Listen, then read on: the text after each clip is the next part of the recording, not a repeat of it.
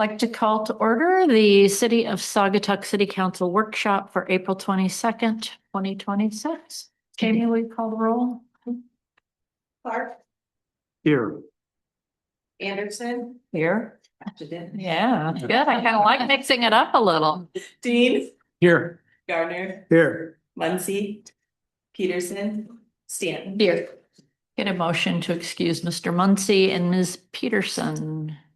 I'll make a motion to excuse council members Peterson and Muncy from today's workshop. Second. All in favor, say yes. Yeah. Yes. Any opposed? Any agenda changes? All right, no guest speakers.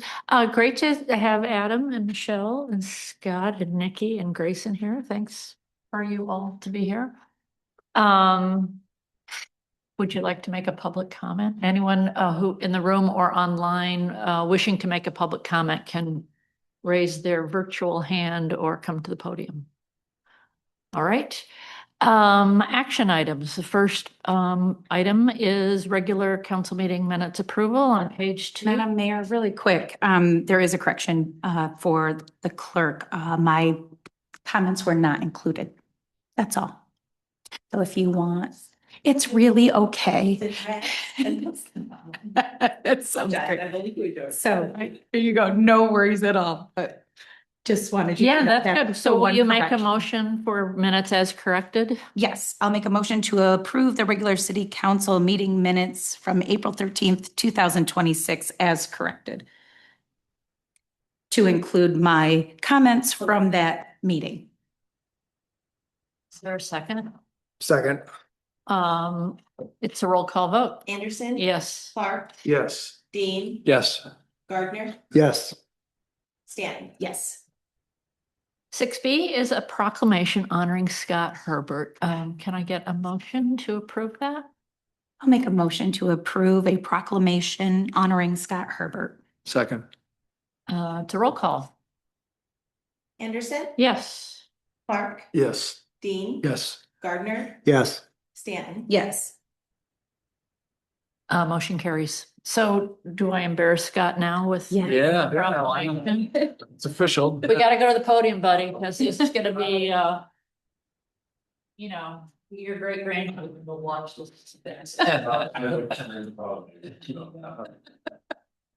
The City of Saugatuck proclamation honoring Scott Herbert's service to the city. Whereas Scott Herbert began his service to the City of Saugatuck in 2007 as a seasonal employee in the Department of Public Works, demonstrating early on a strong work ethic, initiative, and commitment to the community. And whereas through dedication and continuous growth, Scott advanced to seasonal employee supervisor, then to full-time equipment operator, maintenance worker in 2014, steadily building his knowledge of the city's infrastructure, operations, and community needs. Whereas during his tenure, Scott played a key role in numerous infrastructure improvements and public works initiatives, including major street reconstruction projects, utility repairs, parking lot improvements, and flood mitigation efforts, all of which have enhanced the safety, accessibility, and resilience of the city. Whereas Scott's leadership extended beyond infrastructure to the stewardship of city parks and public spaces, contributing to projects such as the Village Square Playground replacement, improvements at Oval Beach, opening the Saugatuck Wilds Nature Preserve, and ongoing care of the city's natural and recreational assets. Whereas Scott focused on innovation and operational excellence within the Department of Public Works, introducing new equipment, improving safety standards, expanding training opportunities, and helping employees grow professionally, including supporting staff in obtaining CDL licenses and developing critical skills.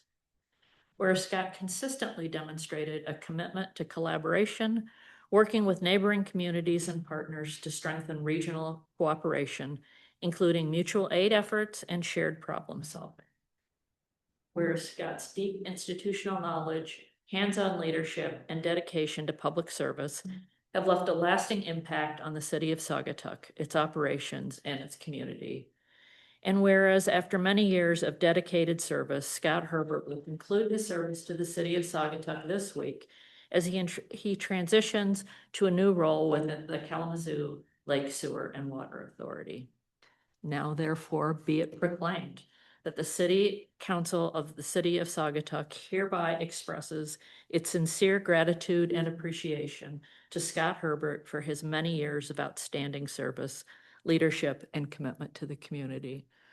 And be it further proclaimed that the City Council extends its best wishes to Scott for continued success in his new role and future endeavors, with confidence that he will continue to make a positive impact in the region.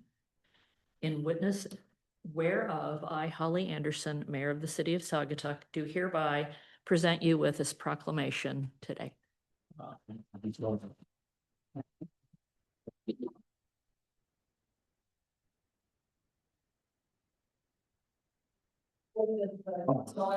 Sure. All right. Great. I was like, you might want to say something too, Mayor, you said? Oh, sure. You could It's do okay. it first. Yeah, if I may. Yeah, please do. Thank you all so very much. I really, I think a lot of people, all of us in this room, we share the same passion for this community. It's such a special place, and I never, I think never really considered being a lifer here by any means, but it's just where I want to be and devote my career in public service. And I've just been incredibly lucky and fortunate to have had the opportunities that I've had here and the support of the community. Each step of the way has just been an incredible honor. I don't think that, the next chapter, it's going to be really tough to beat this, but there's so many great memories, so many wonderful people that I've worked with, and the community is very unique, a lot of characters out there, and just really good, accepting people of everybody. And I'm incredibly proud to be a part of that, and not just a member of this community, but provide public service to this community and the team, multiple teams that I've been able to be a part of. A lot of differences in the teams that I've been able to see and work with over the years, but I know that there's a common denominator amongst all of them, which is just passion for this community. So I'm really thankful to be able to continue, advancing my knowledge of public works through the Kalamazoo Lake Sewer and Water Authority, and maybe even expand my services to the tribe community a little bit too. So I'm really looking forward to that opportunity, and I hope to see you all out in the streets very often.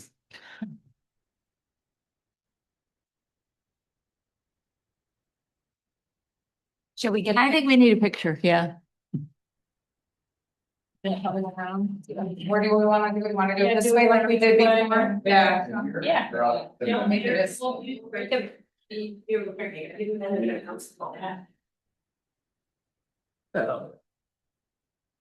It is awkward.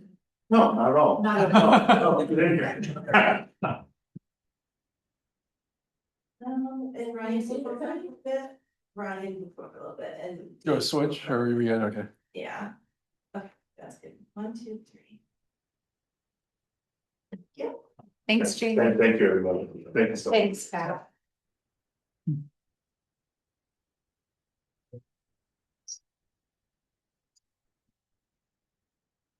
All right, well, that takes us to the meat of the meeting, business part of the meeting anyway, and that's a discussion of the proposed FY 26-27 budget. Brian, thank you for, and team, all of you here have put a lot of time and energy into putting that budget together. So thank you. Thanks, Adam. Thanks, Michelle. Thanks, Adam. Thanks, Michelle.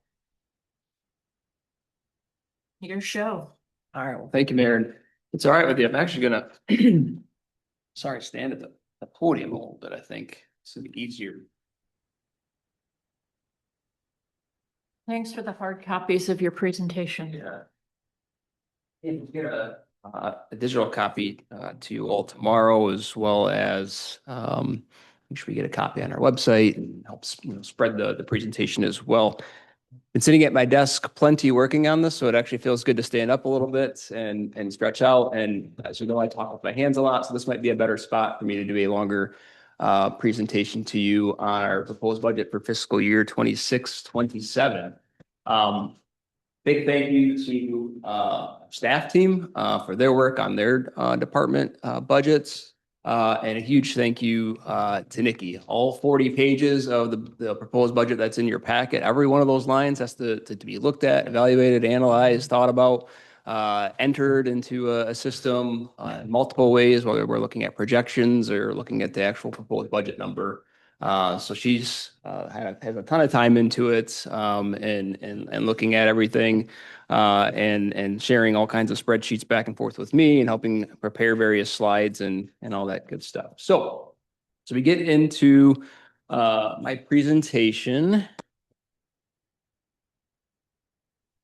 Kind of start with, as you all know, you've all been through a number of budget cycles now, but our purpose and development, the reason why obviously we have a budget, right, is to allocate our public resources over time and among public operations. You're setting appropriations and what we can spend in a particular department in a given year. It's telling us, or telling the public rather, how we intend on spending the resources that are given to us.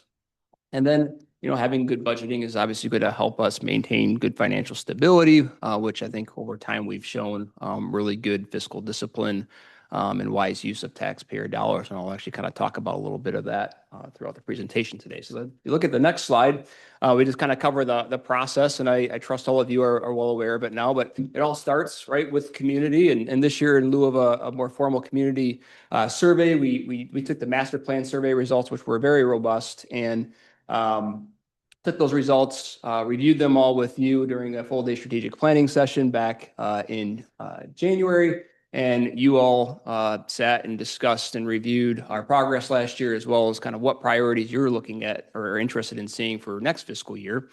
You all approved those priorities in February, along with an updated capital improvement plan in March.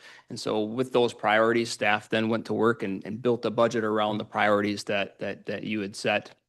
As well as what we needed what we think we need to maintain the operations and standard of service that you and the community expect. So all the department heads submitted me their budget requests in March as required by the city charter. And then obviously I've submitted the proposed budget to you as required by the charter. We're here today with a workshop. From here, happy to meet with any of you individually if you have deeper questions or want to go into anything further. If you want further workshops, we could do that. Eventually, we have to have a public hearing and talk about the budget with the public. And then ultimately, you have to approve the budget before the end of this current fiscal year to kick us off in July. So next page kind of covers, as you know, what those priorities are for next fiscal year. You approved them, reviewed them, discussed them at length. So I'm not going to go into this in any depth at this point, just kind of in here for information for folks that may be looking at this later. Next slide is similar. It's the updated capital improvement plan that you all reviewed and approved last month. Looking at the city as a glance, kind of taking a look at some census data, some of it, walking out some good fresh data from Grayson and his group as they're working on updates to the master plan. But some of our previous demographic data is shown here. I updated our parks acreage actually last year to reflect Saugatuck Wilds. So we went from like 370, 380 acres up to 500. So not a small number at all. And we talk about the amount of park space that we're responsible for overseeing and being and our stewards of. 11.5 road miles, obviously a lot of sanitary sewer out there, as well as sidewalks and that sort of thing. So looking at the next slide, we look at our I added some information in, a little bit of information about financial health and some data that the state collects. The Department of Treasury kind of takes a look and does an apples to apples comparison across cities across the state. They also have it for townships and counties too. But taking a look at cities all across the state, how do we rank with others? Well, if you look at our general fund ratio, we're fourth of 239. So we're in that 98th percentile. So we're right towards the top as far as health of our general fund. Same thing with our net position. We're second in the state out of 240 cities that are reported in this dashboard. So doing really, really well in that sense. Pension funding is a big piece that a lot of communities continue to have unfunded pension liabilities. It continues to eat a big chunk of their budget. We're in good shape there, right? We're at 100, at least as of our actual area report last year. We should get our new one any day now. But last year we were at 113%. In fact, we continue to actually put more into an unassigned surplus fund to still stay ahead of that and have dollars available in case, market returns or actuarial assumptions change to kind of keep us ahead of the curve even on that.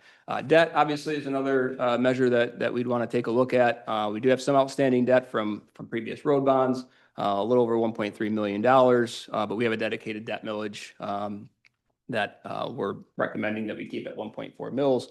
That's still on for another few fiscal years before that falls off.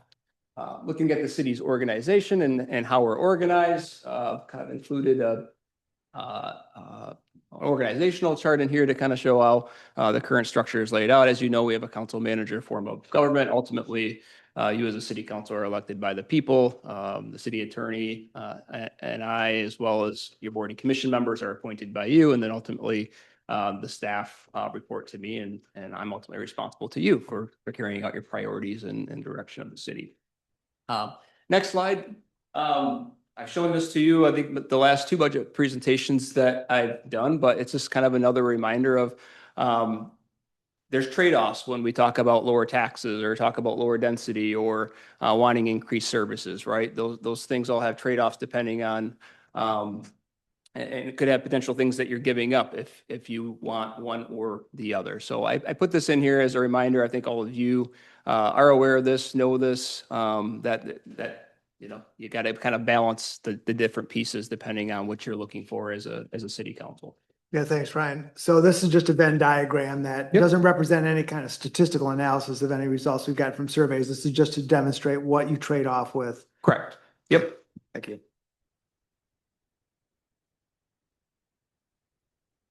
All right, so we've shown this to you before, but again, it's a really a key piece when folks write that tax check, they write it to the city, right? But we're the tax collector for all of these different taxing jurisdictions. The vast majority of those dollars are passed through to other taxing jurisdictions. We don't have the final millage rates for the other taxing jurisdictions yet, so not sure what their numbers were exactly they're going to fall for next fiscal year. And we'll have that updated for the public hearing. But our estimates for next year are shown. Operating, as we'll cover, is continuing to roll back because of Headley. Same with roads, and then that road debt millage rate we're looking to keep the same. So when it all breaks down, if you have a principal residence exemption, only 32 cents out of every dollar actually stays with the city when you write that tax check. If you have a non-principal residence exemption, it's actually 23 cents, so it's even lower. So a majority of the tax check that folks pay does not stay with the city. For our purposes, it goes out to other taxing jurisdictions for their purposes. Okay, back to that last slide. So voted expires, I noticed voted expires 2028. Does that, just to make sure I can differentiate between, because they're both green and those three numbers are in green. So what's the breakdown there? Which one comes? Oh, I see. You've got it lined up there. So the operating millage will not come up for a vote. That's a standard. Correct. That's up to you. Yep. Got it. And then the roads will come up for vote in 2031. And then the road debt, which is explained on the other slide, is in 2028. The road debt would simply fall off, and same with the road millage. It would be up to you whether or not you'd want to put an extension up on that, what that request would be to voters. But yes, those are both voted and will fall off at those dates unless there's an ask for more. So ultimately, the citizens of the city or the voters of the city would agree to, at our recommendation, put it on, we would ask to put it on the ballot and have them renew it, change it, let it fall off, whatever. We have to make a decision on where we want to go with this. That's at that point. Correct? That would be what, yep. And you can do it before then too. And in fact, this is maybe a great time to mention, as I kind of told you in some recent updates, I've signed a proposal with Benzinski and company who they're financial advisors that work with municipalities across the state. We're working with Andy Campbell on the water and sewer.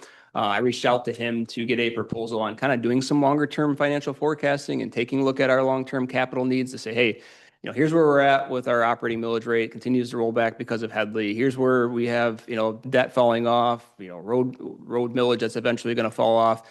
Can we take a look and do some financial projections longer term and take a look at some recommendations on maybe how do we approach future funding and what that right mix would be. So stay tuned. We're going to have more talks about Good. Headley Amendment as well as kind of the different levers that we might want to pull to fund our future capital needs. So we're going to have some really in-depth discussions about that over the next several months. Thank you. Yep. So the next slide is kind of a newer slide that I included this year to kind of get a sense of what's happened with millage rates over time, right? How have they changed over time, right? Because you're hearing it from your constituents, right? That they feel like their taxes are really high.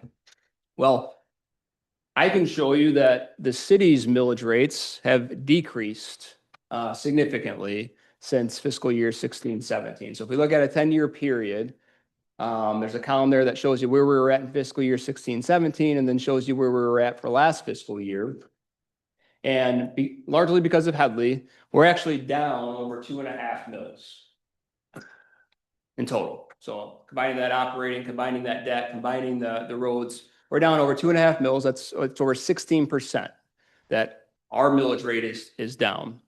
When we look at non-city millage rates, so we actually have seen some increases, right? We have our county and regional millages have increased. So the county operating has gone up in that period of time over 0.5 mil. The intermediate school district is up about 0.81 mils. The fire district is up 1.2 mils. And there's been some new millages that have been added on over that time, right? There's library debt, there's county Medcare, and then county conservation. So the net result of our non-city millage rates, new and additional, is actually up over 2 mils during that same period of time. And I'm not suggesting today that that's necessarily a bad thing inherently, right? Because there's legitimate reasons and needs and voter approved services that line up with those increases.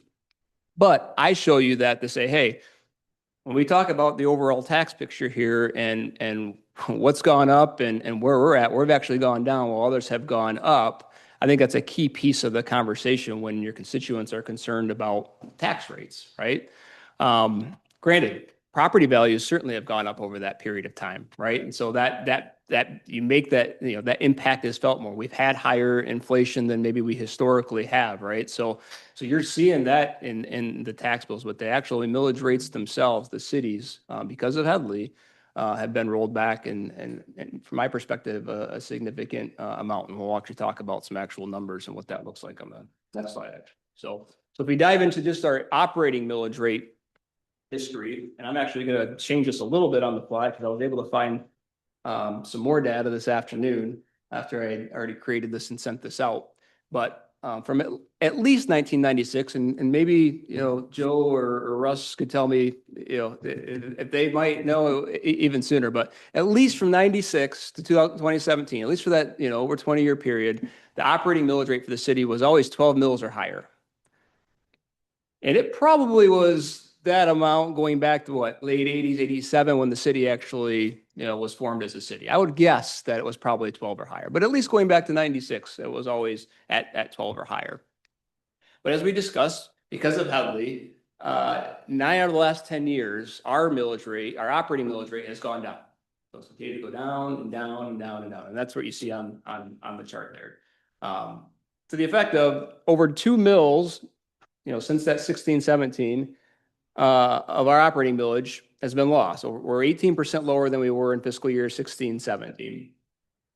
And based on our current taxable values, if we were to take today's current taxable values and say, hey, what if we had kept the millage rate the same, that there hadn't been any, choices to reduce it by the city council. We just wanted to stay the same the entire time. And we'd had no rollbacks and had, today's values to capture that over 2 mils. We'd have about $580,000 more in revenue than we will in this next budget. I guess a somewhat obvious question to me is, do you know? Because if I was not sitting at this table and I was sitting there listening to this presentation, the first question that would come to mind is, what do the absolute dollars look like? We understand the millage is coming down, but the absolute dollars are probably going up year over year. Yes, and we could show that, and I'm gonna show even on like the next slide, show you like some of what we're gonna see an increase in, but then what we have actually lost out on just for next year because of the rollback. But yeah, we could pull that together. I could also probably pull an aggregate number of, well, what was the rollback? What was the tax value in that year? Right. Collectively over time, how much did we lose as well, from Right. that rollback? Right. Yeah, Oh, yeah, the accumulated numbers can Yeah. be quite large, right? Yeah. But, I think the absolute number though is probably really interesting to see the absolute dollars with an inflation overlay to see how efficient the city has been at taking the additional, because as you said, right, the property values are going up, plus we have a lot of turnover that uncaps taxable value, and you start getting more revenue that way, right? So there's a lot of different mechanics, right, that drive the revenue up. I'd be curious to see relative to inflation, how we're doing over the long term. And if I was a resident, I'd probably ask that question. and you're probably Second- beating inflation because of new construction. I'm guessing we are too. Yep. you know. So over time, we've had new construction and that's certainly a chunk of all of the increases that we've seen have been inflation plus the new construction piece. Yep. Right. And so the message is probably there that we're efficiently, managing to inflation while all at the same time, although tax revenues on an absolute basis are rising, the percentage is shifting more and more to the other taxing authorities, which is essentially what you're telling us. Yeah. So I think that so Saginaw is lucky. Like a lot of other lakeshore communities have been really lucky by all the property appreciation as a result of the pandemic. Just general wanting to live on the lakeshore. If we live in if you look at some of these other communities that are further into the county or even other areas, they don't have this advantage. So when you see a true reduction in their operating millage, it's a true out of their bottom line. So to Joe's point, if we measure that absolute value, it will show us that we've been managing to that. However, the lower millage hasn't really impacted us quite in the way that we would suggest because of the rise in the property value, the taxable, and then when they're uncapped, et cetera. So where we'd expect the Headley reductions to begin reducing the money coming in the door, the property values have to some extent countered that. Well, Headley's is simply saying that like new construction doesn't count towards the Headley rollback, and Headley's is simply saying that your millage rate, basically we can't go up by more than inflation, right? Collectively. Right. So the issue is that while the property values have gone up dramatically, we've still been limited basically in capturing an inflationary amount. Now, the risk with this is that because Headley's, we're at the max and Headley's continued to reduce our max operating millage rate, and we're leveling that max amount. If we see 08, 09, and we see a loss of taxable value, Headley doesn't let you just go back the other direction without the voters actually saying, hey, we're willing to allow this to override. So then you can run into a situation where, all right, well, then we have a loss of taxable value all of a sudden. We're only can go this amount. And then we could potentially see an impact. And so there's where there's some risk, right? And this is where also, like the city of Holland got ahead of this past November, right? And they said, all right, like, we've kept our millage rate the same for years. We want to keep it the same going forward. We have no intentions on increasing it, but we see this Headley rollback approaching where we're at millage rate wise. And we're asking voters to, hey, will you do this over right now and reset that before it gets to that point where we're then getting to the point where we have to roll back our operating millage rate. And it does actually eat into, we obviously have pulled other levers besides just looking at, property tax increases to value increases to bring in some revenue. Obviously, we've looked at permit fees and beach fees and pulled other levers to try to really help with some of our real capital needs. But imagine if we were to have today $500,000 more, simply had kept the millage rate the same for folks, right? We're saying, hey, you didn't raise your millage rate. We're just keeping it the same. Yeah, your value's gone up. We could get a lot of work done at an extra $500,000 per year, right? So. Before I just make a point, I want to say this is an outstanding presentation, and all the work that you guys put in is, I can't imagine how much time it took to do this analysis. So thanks to everyone that's done it. But I think you touched on one of the key points when you kicked off the presentation is at some point in time, you don't even have to be that, you don't have to be a financial analyst to kind of look at the at the capital improvement plan, Sure. the declining millage rate, Yeah. the rate of inflation.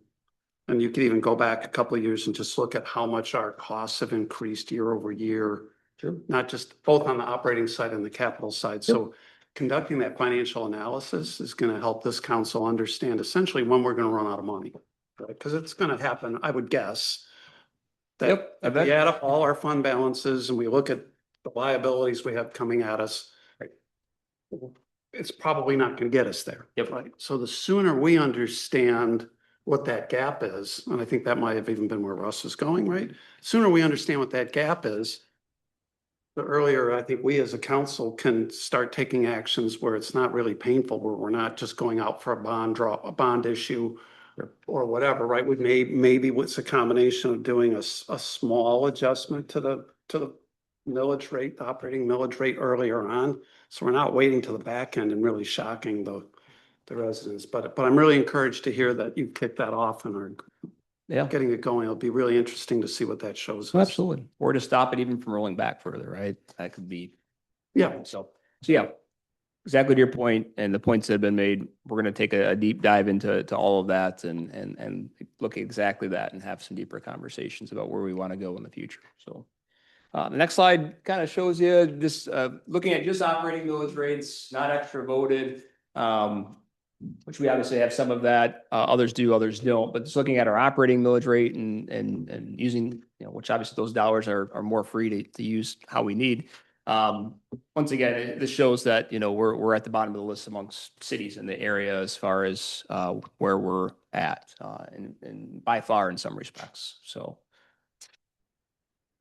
And yet our ranking from the state is arguably above most, if not all of these communities, in financial health. Well, as far as our general fund balance in that position, and yeah. So looking at the budget itself, we're broken out into 7 different funds. Our general fund, which is kind of certainly our largest fund and our fund with the most flexibility. Then we start getting into some restricted dollars for major streets, local streets. We talked about having a debt service, so we have to bring those dollars in from that debt millage specifically into that fund and only use those dollars for that to pay off that debt.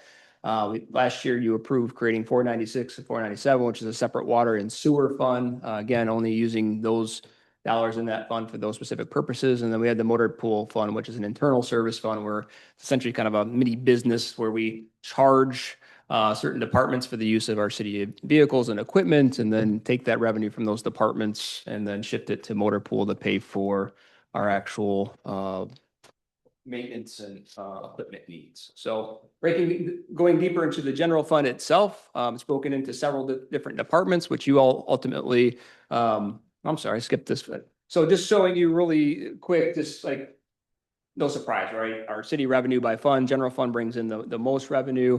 Next, local streets, then major streets. This one shows water higher just because we have the township helping with the water main, so that revenue is kind of reflected here. But certainly our general fund is where our hugest revenue source is. And we can actually shift dollars from the general fund to the other funds if we have needs there, and you'll see some of that today. But looking at the general fund broken out into 16 different departments. You all are approving appropriations at a department level, not by line, but in an aggregate at a department level to say, hey, this is the amount overall that we're willing to approve you spending. And then obviously if there's amounts that are over $20,000, then obviously I have to come to you as a city council and say, hey, this is the amount, and are you willing to approve that actual expenditure? But so that's just kind of how we're organized. So looking at the main budget message, right? My main budget message to you last year is the same as it is this year. My main budget message remains: maintain, repair, and replace what you have. Your community survey results, your master plan survey results. Folks are telling you, please take care of our infrastructure, right? And not just roads, right? We talked about how folks were really focused on pathways and sidewalks and connecting those pieces. Your parks and the interior, the restrooms. There was a lot of comments about those exact things. So that leads to a lot of projects, which we're going to talk about, and we know we've been working hard on for the last couple of years, and we'll continue to work on this next fiscal year. So I start with the general fund balance to kind of show us where we're at with our cash reserves and our city savings. So last year, we saw a substantial addition to our general fund balance and we ended the fiscal year per the audit at $7.44 million. It's broken up a little bit. The unassigned amount of that is 6.3 million. You've committed $1 million of that to parks, but ultimately that's a policy decision. We haven't had to use our actual fund balance to take care of any of our parks needs the last several years. But if you wanted to say, look at the fact that you've obviously put general fund dollars towards parks and wanted to lessen this amount, that's something that you could choose to we still have dollars left in our Rose Garden Fund from a donation from several years ago. And then there's still some dollars dedicated to this Spear Street end. Both of those, you'll see some adjustments probably, could see some adjustments at the end of this fiscal year, depending on where we end up. Looking at the next slide, kind of shows you what's happened with the general fund over time. So your policy requirement is to keep at least $1 million in a rainy day fund, to say, hey, don't touch $1 million. You never know what can happen. We at least want to keep that in savings.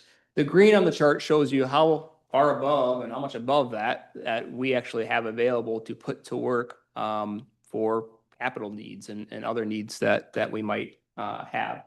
So that kind of shows you that over time, obviously our general fund balance has gone up. Shows you that for this current fiscal year that we're in, we're projecting that essentially we'll use about a $250,000, which is a big improvement over where we thought we'd end up. And then the proposed budget essentially has us using about $1.6 million to get capital projects done, not operations, and we'll dive into what those specific numbers look like. But even with using some fund balance next fiscal year to get some of the capital projects done that you all identified on your priorities list, from my perspective, still in a very, very healthy state.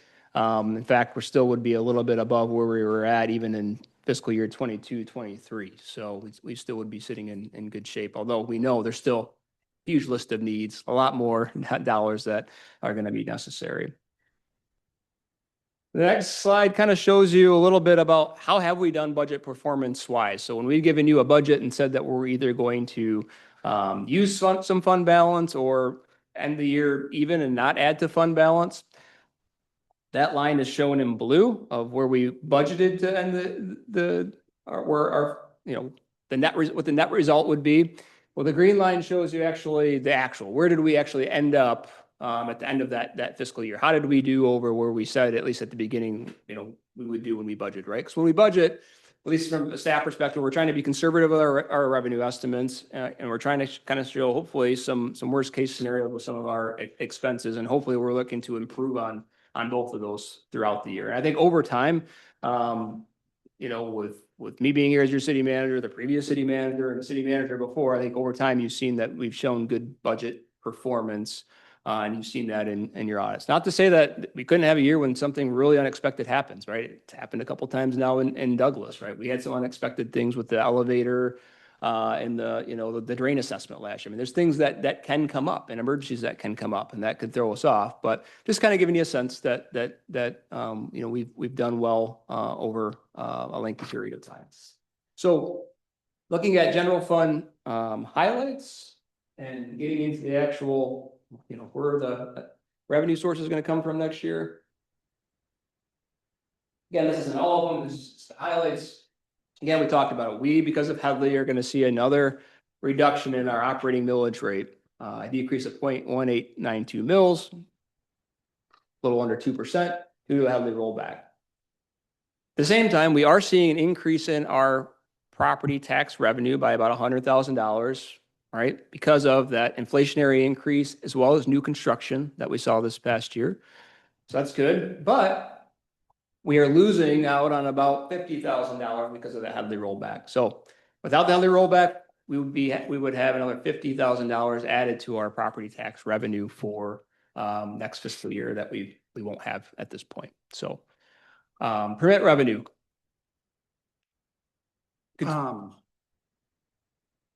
That's assuming the increase of $100,000. Does that assume turnover in the housing stock that would essentially uncapped taxes? Uncapping still counts towards reduction, Counts towards reduction. right? So if it uncaps, that's still counting towards the total and the new property value for the next fiscal year. So the only thing that we can take out when we do the equation in deciding Headley is Ah. new construction. So if a property uncaps, well, that may, you know, benefit everybody collectively in the end. We're not, as a city, necessarily seeing an increase from that. That still counts towards the calculation and rolling back the Headley rate. It does, but the absolute tax revenue though would theoretically go up, correct? Well, you have so the I'm equation just- is this, right? You have your last year's taxable values. Yep, Minus your losses for anything that was torn Yep. down, times your inflationary rates. right. Divided by your new taxable values, whether it's uncapping, everything, any increase in Okay, I that got were it. assessed minus your new construction. Got it. So it's, all right. I understand now. Thank you. Yep. Permit revenue continues to go up. A large part of that is obviously we made some fees a few years ago to planning and zoning fees, but also your short-term rental license fees, and more of those properties are coming on to the annual renewal. And so we're seeing that revenue annually. So you're seeing your permit revenue up. Interest income, we're still seeing some good interest rates. Obviously, there's still a lot of unknowns this next fiscal year with that. But even at a more conservative level, I think we still bring in a nice amount of interest income next year. Oval Beach, again, we continue to see strong Oval Beach revenues, largely because of that 2024 increase decision that you all made at that time. Still being somewhat conservative with the revenue because, what if we have several, bad weather weekends and we just don't fill, the beach as much as we anticipated. So the 660 is net, pardon me, does not include concessions. That's just straight gate receipts. Yep. And this is the estimated amount for 26, 27 that we're going into? Correct. Okay. Very conservative. So, federal and other grants. So similar to the last couple of years, we had the Blue Star Trail project in. We had to take it out through budget amendments because the project has continued to kind of get pushed. The Blue Star Trail project is budgeted again. So with that, we budget for the revenue for it as well. We have $1.6 million in grants for that. You also have the DNR grant for Village Square, that recreational passport grant from that. So that's about $140,000 that's in there. Miscellaneous donations and income. We expect, obviously, if the Blue Star Trail project happens, that we expect some dollars from the Friends of the Blue Star Trail to help with some of our remaining engineering costs and further assessments that are budgeted for this fiscal year. Holiday lighting, Saugatuck Harbor Natural Area has an endowment that will pull some dollars to offset some of those invasive species pieces. And then we get to the fund balance transfer. This is where we get to using $1.6 million of our actual savings for capital improvement projects. And we'll talk about some details on those here in a moment. Can we go back to the slide previous, the budget versus actual addition or use of general fund balance? So if I'm looking at the actual add or use, that represents the end of year, we were either net or we either added or used, right? So that means that, for instance, in the last fiscal year, 24-25, we used 1.186 million. Is No, that- we added. We added, so that's added back to the general fund balance. That added to. So, okay, Yep. so then, okay, Yep. so, okay. We actually budgeted to take out 465, but we actually Yep. put back 1.186. Okay, let's make sure I understood That that. helps get, especially people who will get confused about our budgets versus our actuals, thinking that if you just go on our budgets, that we've been spending actually quite a bit more than we have been. So that'll be an easy way to show people the difference. Yep. Yeah, really important distinction, right? A budget to plan, actual revenue expenses and audited numbers are really the key to look at where we're at from a financial perspective. All right.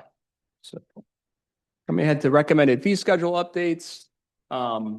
I know it's not maybe the most popular thing in the world, but you all really followed Andy Campbell and Ben Zinski's recommendation back in 2024 and looking at our water asset management plans and all of the water needs that we have, including Maple Street water main, lead service lines, Elizabeth Street water main, and several others that are ahead of or after it, and said that we don't have dedicated dollars for that water infrastructure, and we agree we need to implement a water kind of capital improvement charge. In 2024, you implemented $20, and then he recommended $3 for the next several years. Last year, you increased it by $3 per his recommendation. And I plan on bringing back to you another $3 increase on that per that recommendation as well. Sewer side, unfortunately, is still to be determined, right? We have dollars budgeted to actually do a rate study. And take a look at what do we need to start putting away on the sewer side of things. Fortunately, that water sewer agreement just isn't done yet, and it's a key piece of the puzzle before we look at rates on that side of things. Water sewer connection tap fees, we talked last year, and again, still waiting on that water sewer agreement, but essentially these haven't been looked at since 1996, or at least haven't been raised since 1996. So our tap fees, I think, are quite under where they should be.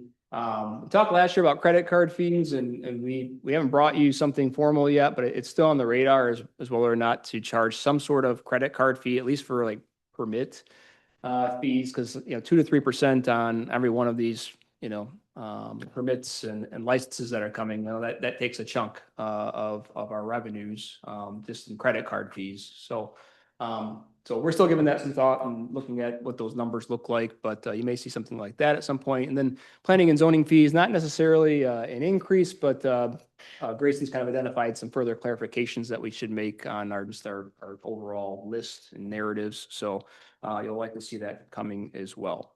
Looking at the next slide on general fund appropriation highlights. Now we kind of get into how are we looking to kind of meet your priorities and spend some of our general fund dollars next fiscal year.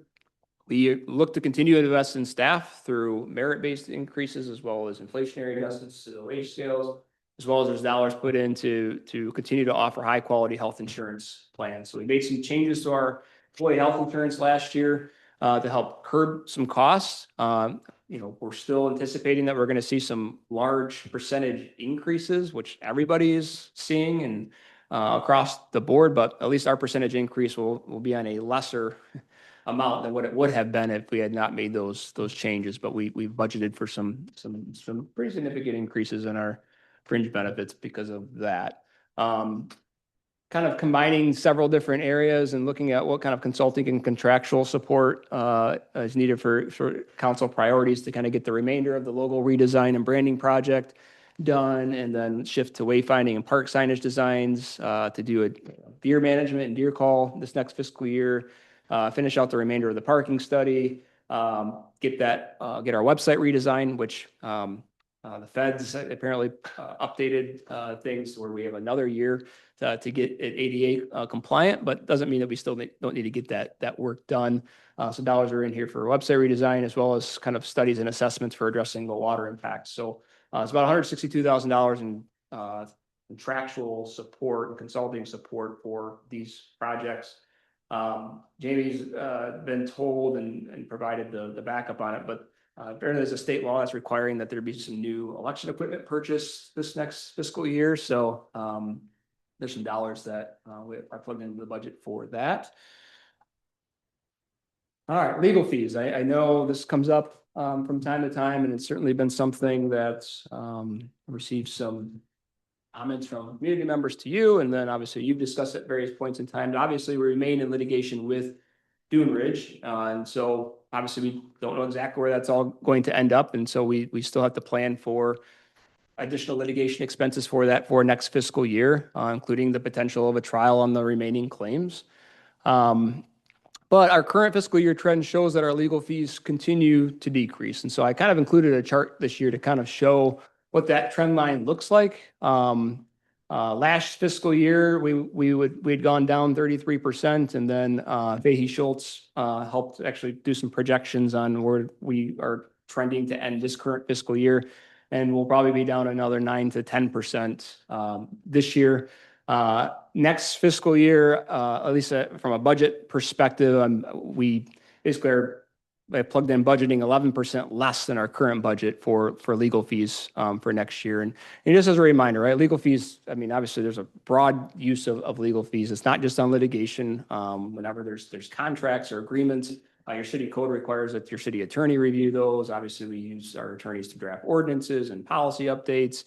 Legal research related to various matters that arise. They're still helping with the water sewer agreement. We're going to see some increases in those expenses again after, I think, May here, when we hear back from our consultant and kind of continue to work on that. They support enforcement. We have several enforcement cases throughout the year that ends up being cases where the other party's like, well, I'm getting my attorney. Well, I'm sorry, we have to get ours now too. And then it ends up being, costs that we have to bear.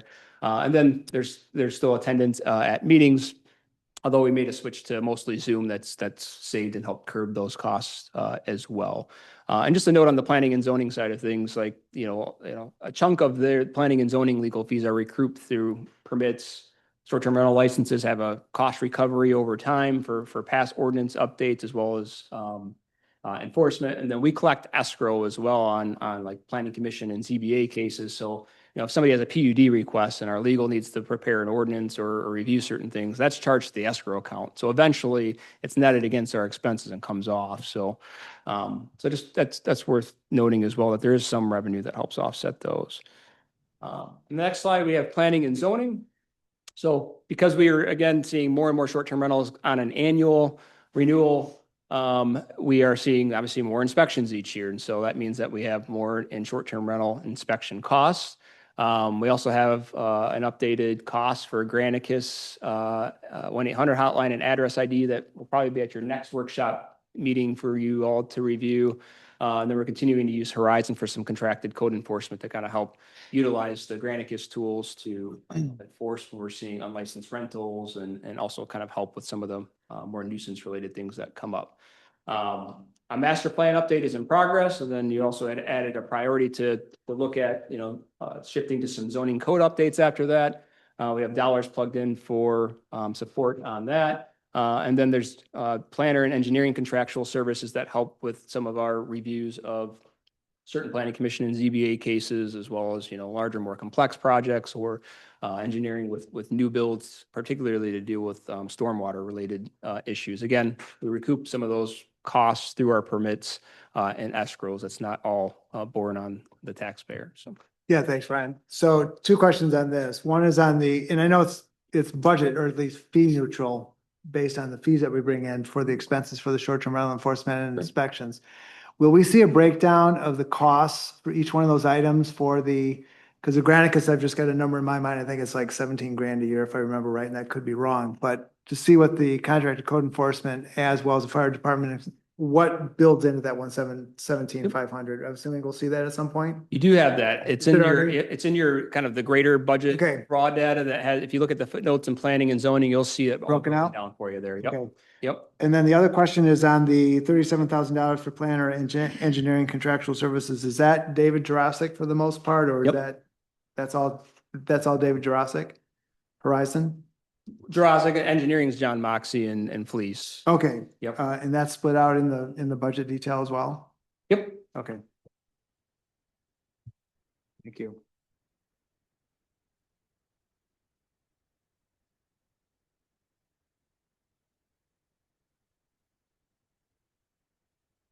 All right, so then we got to get into the general fund supported projects, right? We talked about the Blue Star Trail coming back in.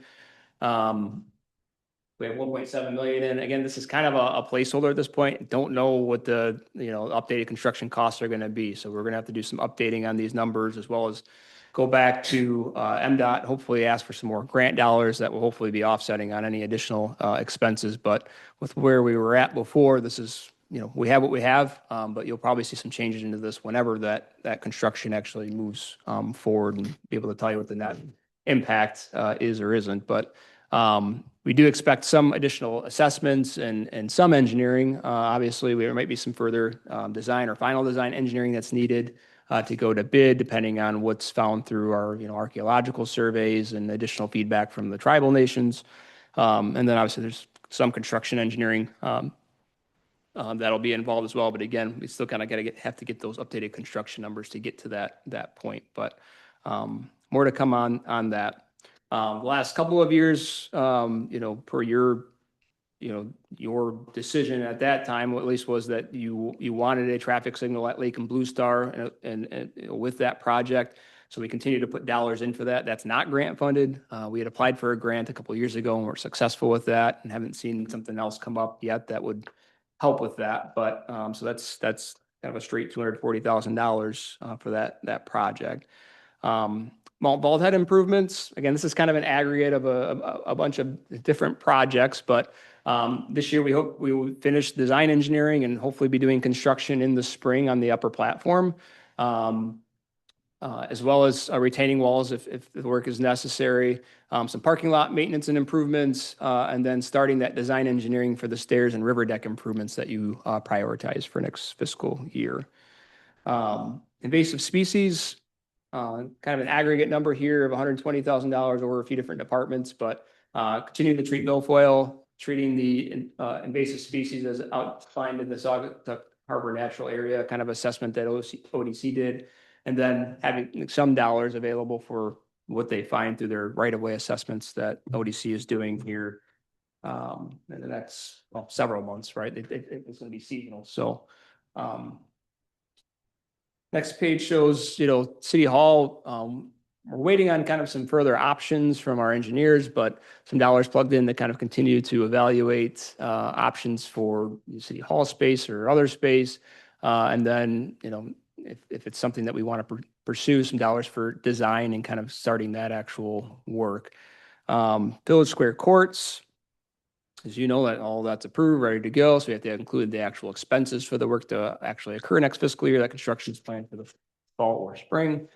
Restroom upgrades at Wixon Village Square. Looking at kind of interior improvements to both of those restrooms. That was a commented on item during the master plan survey, and you all prioritized doing that work next fiscal year.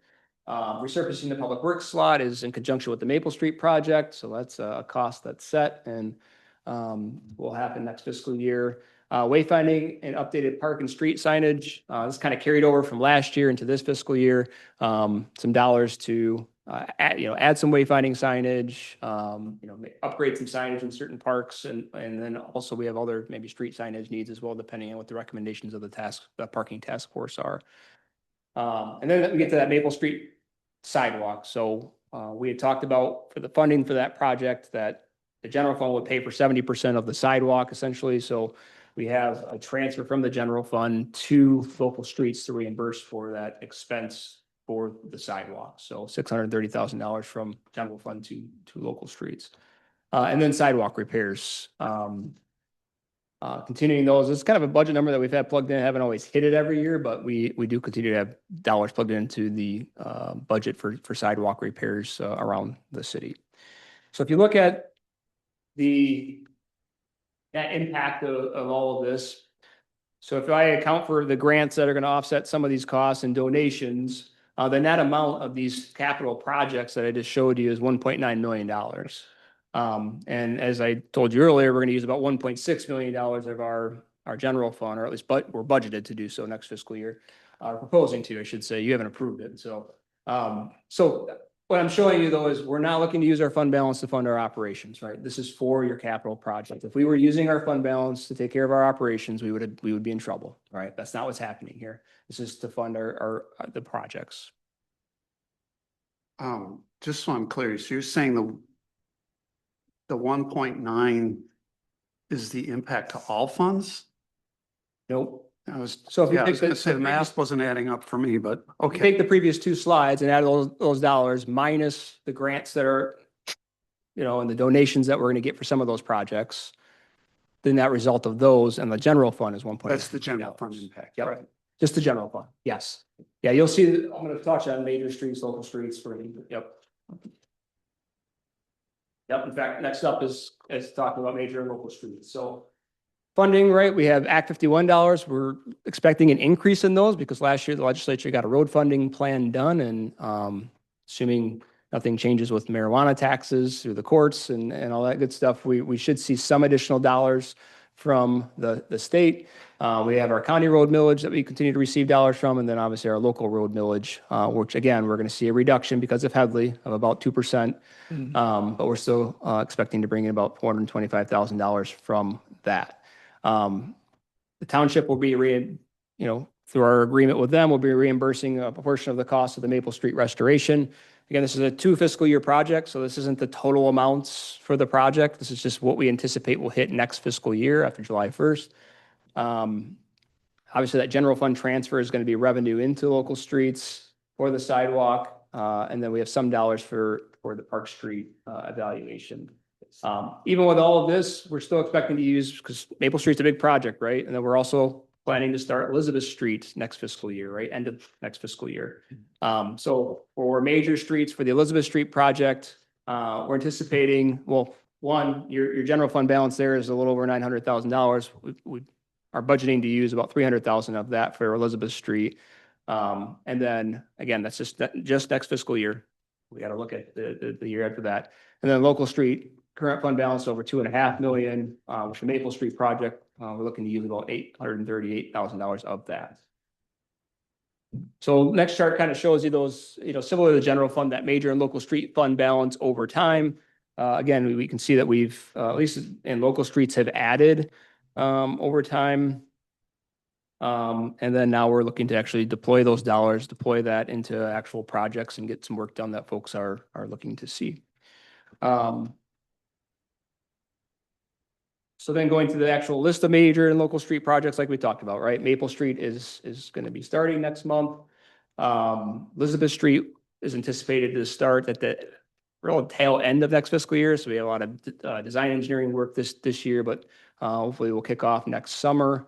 We're looking to do updated PACER ratings for the capital improvement plan. Doing that Park Street planning. Remember, we got that grant that's helping offset some of those costs. And then you also prioritize beginning some design work next fiscal year. So those dollars are plugged in here. There's dollars and per the capital improvement plan to kind of start some design engineering to do the road, as well as kind of lead service lines on Grant Street from Holland to Elizabeth, and Elizabeth Street from Grant to North. So kind of the northern part of the city. And then we have some, per the capital improvement plan, some as needed asphalt repairs if we need to do some mill and fill. Not as much this year as we had in past years because we're doing Maple Street and starting Elizabeth, but there still may be some areas where we could do a little bit of that. Did I hear you correctly, Ryan? Lead service line replacement is baked into these numbers when we're hitting these projects, these streets? It will in the water fund on Okay. Maple and Elizabeth. And then we have some additional dollars set aside too. Yep. Okay, thanks.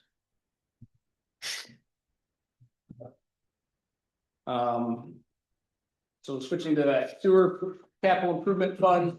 Again, we don't have a lot of revenue here, right? We don't have an actual capital improvement fee. We talked about, we don't have that study done yet because of the water sewer agreement.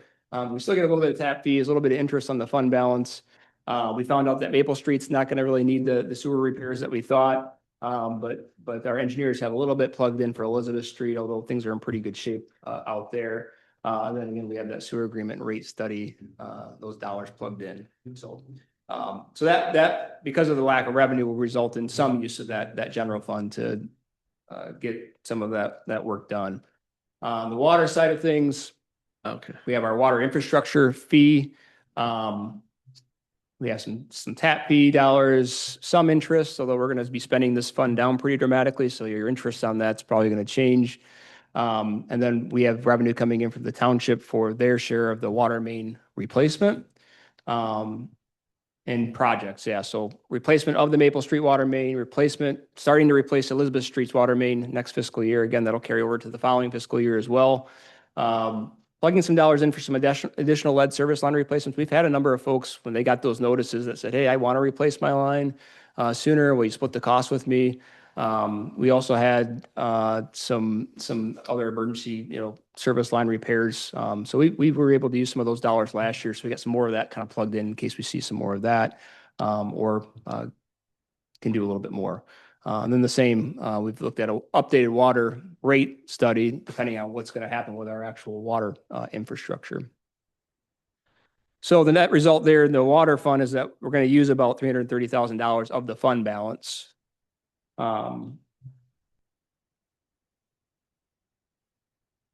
which I did not do a good job of actually putting on here what that fund balance is at. So it is on your raw data, but I'll make sure to update that, you know, and getting that information out to you. But you'll see in the water fund, had we not had that water capital improvement fee, I mean, your general fund would be pumping even more, a lot more into these projects. So very wise to implement that when you did. I know it's not, you know, pleasant for some folks that have to pay that, but it is very real dollars that are helping dramatically with these projects. And then into the motor pool, we have just under $1 million in cash and investments there. Public Works made some newer replacement equipment requests that I think are reasonable to consider next fiscal year, including John Deere mower, auger attachment for the skid steer, replacing another older truck and snowplow attachment. And then there's some various small engine equipment that needs some replacement. So sitting in pretty good shape with the motor pool at this point. So in summary,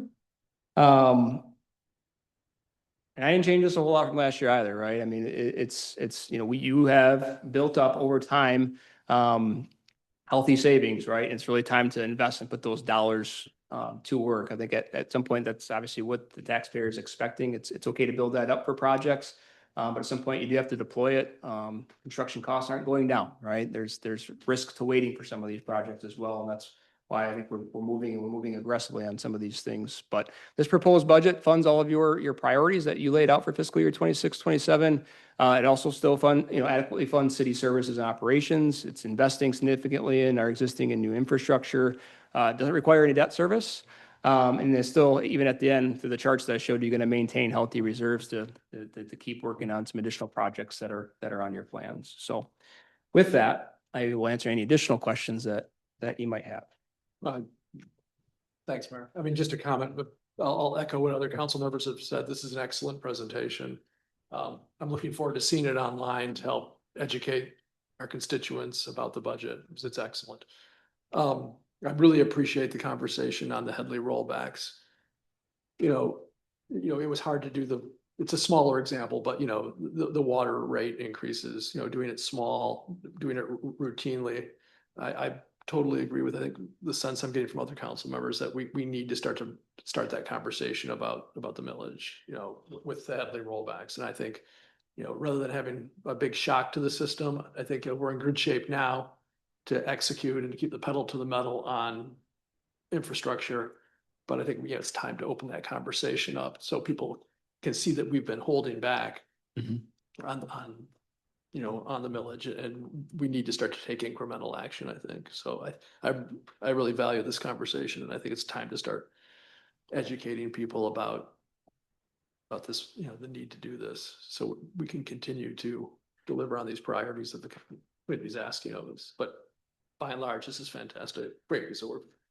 Oh, thank you. And to that point, I mean, you all had set a priority to have a town hall around taxes, and obviously we're going to have Andy do his work, but he did give you a price to kind of also have him assist with a presentation, kind of town hall on taxes to the community. So I think we can have a deep dive discussion with the community when the time is right and when we might have some potential options that we want to discuss.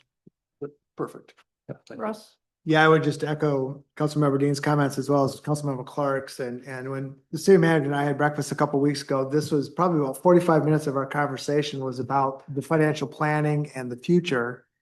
And, you know, this does two things today. One is it tells me that the city's done a really good job. Past councils and past managers have done a great job managing the resources of the city, spending responsibly and also putting money aside for a rainy day, so to speak.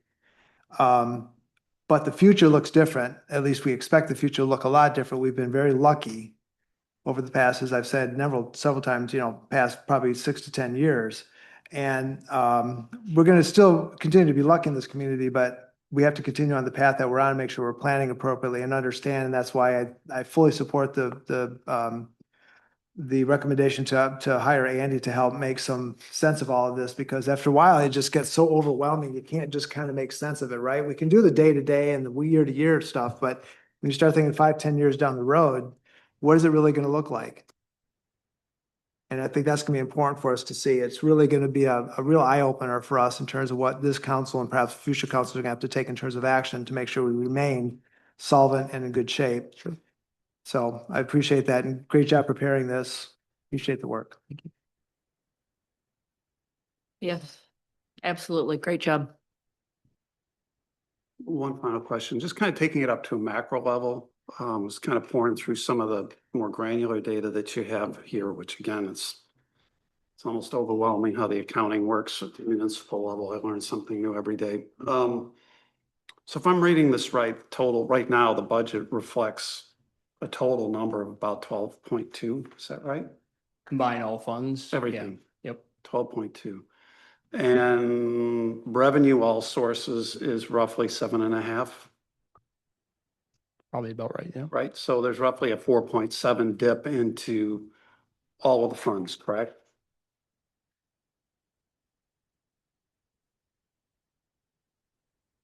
I'll believe your. I don't mean to believe put your you on the math spot. that. Yeah. I don't mean to put you on a spot, but where I'm trying to go with this is understand if you summed all of our fund balances today, or at least where you anticipate them at the end of the fiscal year, I'm just trying to get a sense. I think you called out a 22% drop in the general fund. I'm just curious if that spills over all the funds, right? Or if the numbers, again, I kind of looking at it at a macro level saying, what is the total fund balance at the end of this fiscal year versus next fiscal year, which should match the delta between our revenue and our total expenditures, but. Yeah. Yeah. Cause whatever you're not bringing in. Yep. Yep. So, yeah, I mean, we could get you that aggregate data and I, the slides do show, how much in fund balance we highlights at least how much in fund Right. balance. So you're right. I mean, sewer, water, local ager, we're going to use some fund balance in all of those to get Maple Street, Elizabeth Street done or started in the case of Elizabeth Street. So, Yeah. yep. And then, yeah, with the general fund, obviously a chunk of that 1.6 is the sidewalk for Maple. And then obviously there's several other projects too. So, but yeah, your math sounds about, yep. It was it's just an informational question, only because I think, again, kind of circling back to what Council Dean stated, right, and where I was going earlier, the sooner, that's just another, to me, it's a huge spotlight on, we got a lot of capital need projects coming at our way, and we're just starting to hit them now, and we're already looking at a pretty big chunk coming out of all of our fund balances, right? So, it just supports us as a council getting in front of the numbers sooner rather than later and kind of getting that view and understanding what we need to do to. Yep. Yeah, absolutely. And that's where I think, the numbers and the scenarios that Andy's going to be able to run out are going to show you, yep, we're good to get ourselves through Maple Street and Elizabeth Street Right. and, take a lighter project the year after that. But then we start looking at Park Street and Butler, and those are some big projects with some big numbers. And that's where, what levers are we going to, want to pull, or try to pull to make, to fund those projects. And that's exactly the work that Andy will be doing. Yep. Just one other thought popped into my head. I mean, it occurs to me having dealt with what I've been dealing with in my day job with the flooding and the dam situation in Michigan. We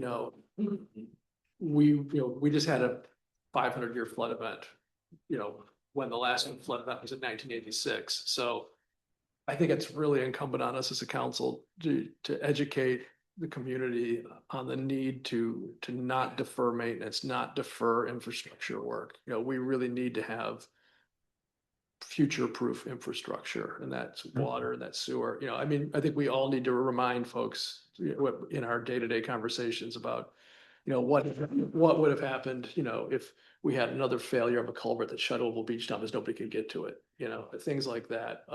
Some of the water main failures, we've been so lucky that they haven't happened, in the heart of summer where it shuts down every business along Butler and Water Street because there's no water.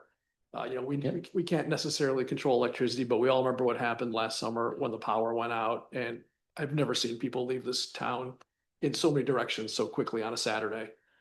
So I just really think we need to keep our foot to on the gas on this, because deferring maintenance and hoping that the unthinkable is not going to happen doesn't seem to be working anymore based on what I saw. And we got so lucky that we didn't have a dam fail. We're so lucky. The people of Sheboygan are so lucky that their town is not underwater right now. I mean, Yeah. it was with matter of Inches, right? Matter of inches. Yeah. Matter of Yeah. inches, yeah. So, and I'm not gonna get in an argument about climate change with anybody, but it seems like things are changing in the world, and we need to have very robust infrastructure. Yeah, and that's where like I think all of you are like so key, and I get like they're tough conversations to have with your constituents because everybody's like, man, like everything's more expensive, but our costs are more expensive too. And like I said, yeah, these are very real needs. The bills come due to take care of them. The projects are not going to get cheaper with time. And like you said, it's things that we actually are critical to have the community that we have. I was just before the meeting day looking at Cadillac had sent pictures of their issues that they're having there, and even them trying to, some of their water and sewer infrastructure and trying to keep the water out and avoid some of those impacts was pretty fascinating to see and scary. A lot of managers out there are dealing with some tough issues, but yeah, we have dams up from us that in Allegan and Otsego that they're not in good shape either, and their communities don't have the dollars to do anything with it. The state doesn't really want to provide the dollars to do anything with it, and it's scary. Yeah. Other questions or comments? Thank you, Ryan. Great job. No, And thank you, appreciate it. Dee and Thank you. Scott and Jamie and Grayson. All right. That takes us to public comment. I don't believe there's anyone online who would make a public comment, but if, We can say hi to Mr. Whitty at least. yeah, hi, Mr. Whitty. And Hello, team. everybody. So I'm going to close public comment, which takes us to council comments. Russ, why don't you start? Thank you, Mayor. I'm going to focus on Scott Herbert. Why today's the day to do it, but appreciate the resolution of support. I still remember the day I met Scott. I've known his name for a long time, but the day I remember, maybe you don't remember this, is downstairs in the, it was on election day 2020. And I remember he came in and we introduced each other. I don't even know if you remember, but I was like, this guy's good.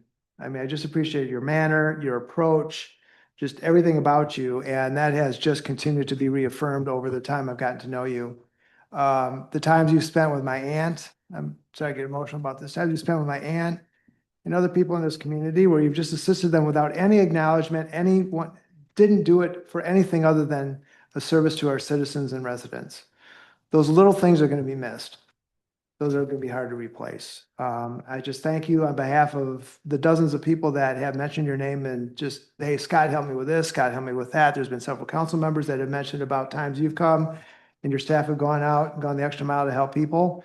That is going to be difficult to replace. That love and care for the community is going to be missed. And I personally thank you for your effort. I also think too about the continuity within our city employees as well. Salt Bryant, you probably remember that name. I knew Salt as a little kid. His son Frank still lives up on Elizabeth Street. Salt was, I don't even know what his title was, but he was essentially the superintendent of DPW before, believe it or not, before Bruce Simonson. And you replaced Bruce, well, you didn't replace Bruce, but you took Bruce's place. Bruce was here 50 some odd years. And then there's Scott Herbert. 19 years with the city. I wish we would have been able to continue that relationship, but things change, and I wish you the best in your future. Normally we name a street after you with that amount of service, but that's already been done for your grandfather. So when I see Herbert Street, I'll think of you and I'll think of your grandfather and the dedication your dad and your grandfather and you have given to this community in Allegan County. Thank you. Same thing, Scott. You've done an outstanding job for the community, and on behalf of everyone here, we want to thank you for everything that you've done. You will be missed quite a bit. Calic's very lucky that you'll be joining them, and we're just happy that you'll be in the community and still be a friend of ours. So again, thank you for everything and for doing such a tremendous job for our city. Yeah, I couldn't have said it better. Once again, congratulations on the new role, Scott, and we'll miss you. But please always stay in touch with the community here and this council. Thank you. And looking forward to not a question, but looking forward to the Memorial Day parade. So we can talk about that at another meeting. Yeah, sure. Did you want to update? No, I mean, it's council comment. I shouldn't ask for an update, but I'm just, I've, you know, I've had the folks at the American Legion asking, so I'm, Yeah, I've been in contact with everybody. I have a meeting with Rick at 9:30 on Friday. We're working on the mapping right now. We're almost finished with it, so it's rocking and rolling. wait, no, sorry, I didn't mean to put you on the spot, That's okay. either of you, but. That's fine. Okay. Thanks. Thank you. Sorry. Well, I said what I needed to say about Scott Herbert at the last meeting, but I'm glad we had a proclamation and that was really fantastic to acknowledge your service to our community and you're doing what you need to do for your career. And I think that's fantastic. And I'm glad you're going to still be in our community. And I look forward to starting some of the interviews for the position tomorrow morning. So tomorrow and Friday, we'll be interviewing a number of candidates. So. Well, thank you. And I'm gonna like stretch this out to Arbor Day because, you know, it's Friday. And so anyway, from the bottom of my heart, thank you for everything. And I'm excited that you get to learn new things and I hope, you know, you will thrive, I know. So thanks so much. All right, someone like to make a motion to adjourn? Move to adjourn. Second. All in favor, say yes. Yes. Yes. Meeting adjourned.